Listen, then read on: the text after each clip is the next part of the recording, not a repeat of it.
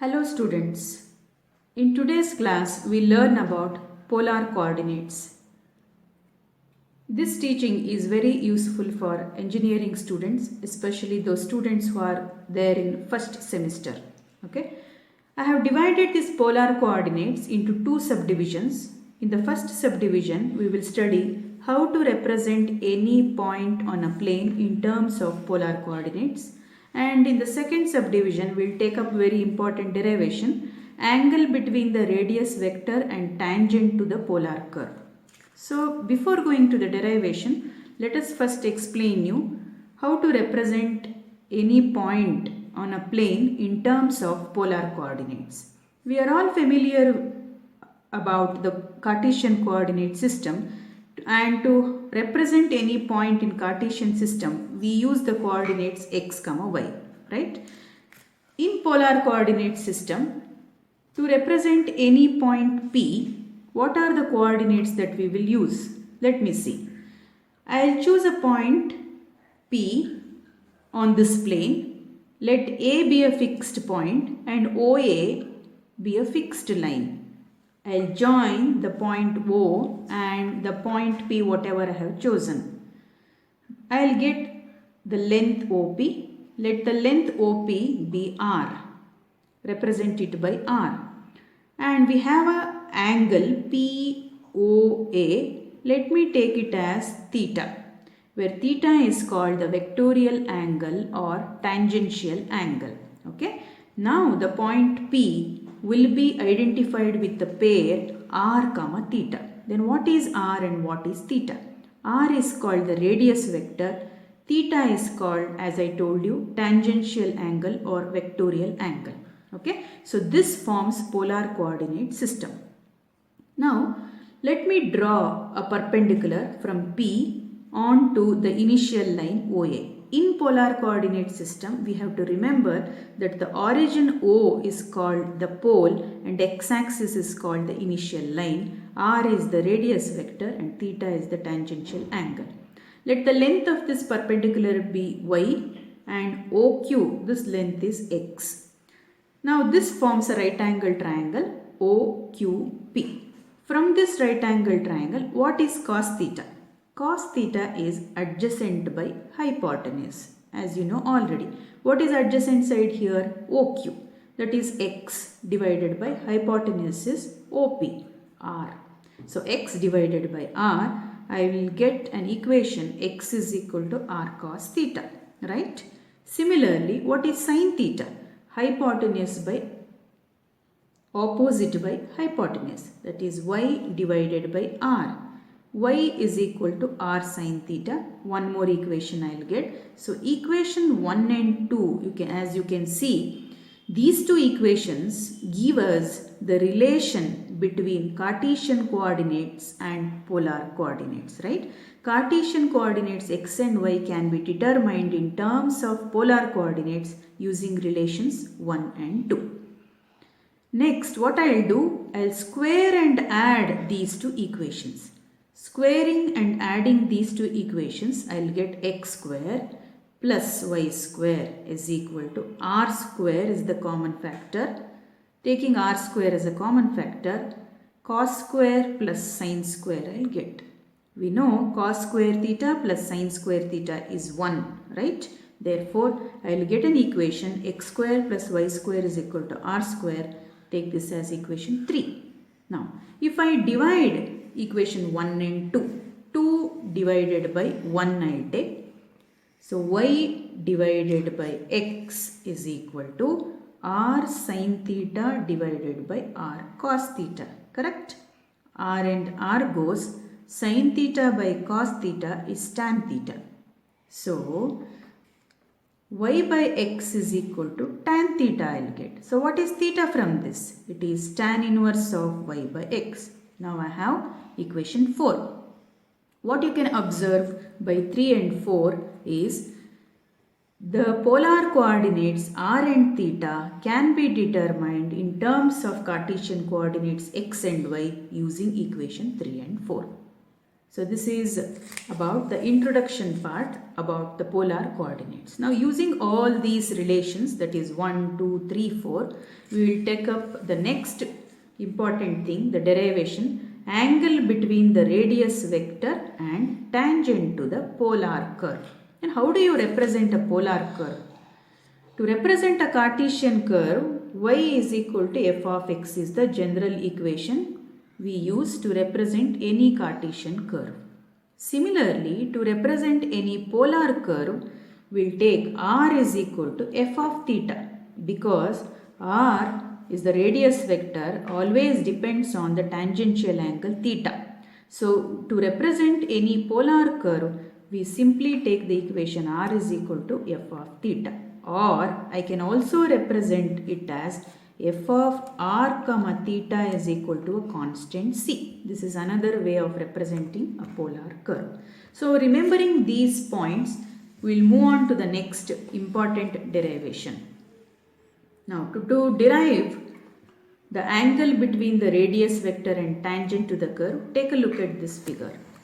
We have a curve r is equal to f of theta, polar curve, right? And we know already this is the radius vector r and this theta is the tangential angle. Now I have drawn a tangent to the polar curve at the point P. So this is the tangent. We have an exterior angle psi now. The interior angle is phi. What is phi here? This gives the angle between the radius vector and tangent to the curve. The curve is r is equal to f of theta. So what you can observe from this figure is the exterior angle psi can be taken as sum of the interior opposite angles, right? So psi is equal to theta plus phi I can take, or tan psi is equal to tan of theta plus phi. We know a trigonometric relation that tan of a plus b is always tan a plus tan b divided by 1 minus tan a tan b, right? Now I'll use this formula into the above relation. So I'll get tan psi is equal to tan theta plus tan phi divided by 1 minus tan theta tan phi. Take this as equation 1. Okay. Now, as I told you, we have a slope. We have drawn a slope at the point P. What is the geometrical meaning of tangent? Slope of a tangent to the curve. The slope of a tangent to the curve is always dy by dx is equal to tan psi, because the tangent makes an angle psi, exterior angle psi, right, with the initial line. Therefore, dy by dx is equal to tan psi I can take, or tan psi is equal to dy by dx. But what do we know? We know y and x depends on r and theta, correct? X and y depends on r and theta, because we have derived already x is equal to r cos theta, y is equal to r sin theta, right? Now using these two relations, I will substitute for y and x here, correct? Therefore, dy by d theta divided by dx by d theta. Because y and x are functions of theta, I can express this as dy by d theta by dx by d theta. Now I will substitute for y and x here. So d by d theta of y is what? R sin theta. What is x? R cos theta, correct? So what I will do next, I will differentiate r sin theta with respect to theta. I will differentiate r cos theta with respect to theta. Let me see what we will get. We have to use product rule here, correct? I will keep r as it is. Differentiation of sin theta is cos theta, plus sin theta as it is, differentiation of r with respect to theta is dr by d theta. This is what I will get. Now the differentiation of the denominator, r as it is, cos theta if you differentiate minus sin theta, plus cos theta as it is, differentiation of r with respect to theta is dr by d theta. Just for simplification purpose, I'll replace dr by d theta by r dash, right? So I'll get tan psi is equal to r cos theta plus r dash sin theta divided by minus r sin theta cos theta dr by d theta is r dash. Now what I'll do next, I'll divide the numerator and denominator of the above equation by r dash cos theta. Okay, so what I'll do, what I'll get, now the first term r cos theta is divided by r dash cos theta. Cos theta and cos theta goes r by r dash. Next second term, divide it. R dash and r dash goes sin by cos is tan theta. This is what I'll get in the numerator.